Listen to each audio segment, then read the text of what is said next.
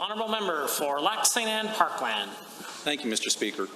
Like many Albertans, I watched the Premier's address to the province last night. It was important for the government to be transparent with Albertans, present our plan to fight the virus, and plan to deal with the economic challenges we face. One question I've heard from Albertans is what the Premier meant when he said we'd be using technology like smartphone apps to ensure compliance with quarantine orders. Could the Premier clarify what the government is doing in this regard and what steps will be taken to ensure the privacy of Albertans? The Honourable, the Premier.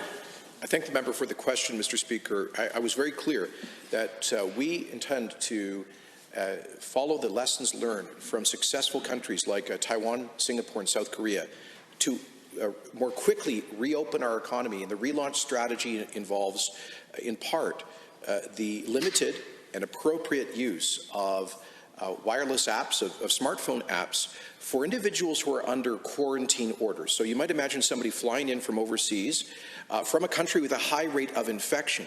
We want to know if that person's actually going to go home and stay home, and if not, we can deal with that individual before they spread the virus. The Honourable Member for Lac St. Anne Parkland. Thank you for the clarity, Mr. Premier.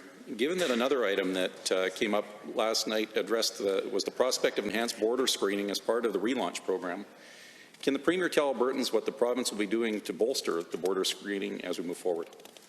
The Honourable the Premier.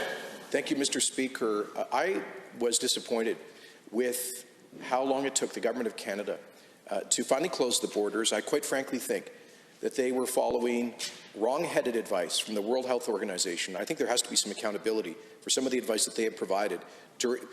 They were in, frankly, denial about even human-to-human transmission about this as late January. But, Mr. Speaker, we will be putting in place elevated screening at our international airports and ports of entry. If the federal government will not do it, we will. The Honourable Member for Lac St. Anne Parkland. Given that Albertans will be eager to learn more about the details of the relaunch program to get us through the other side of this public health emergency, can the Premier tell us if the plan is to relaunch things across the province at the same time? Or will there be regional considerations given that some of the impacts have been larger in other areas? Thank you, Mr. Speaker. Indeed, as part of our relaunch strategy, we do plan to take a smart regional approach.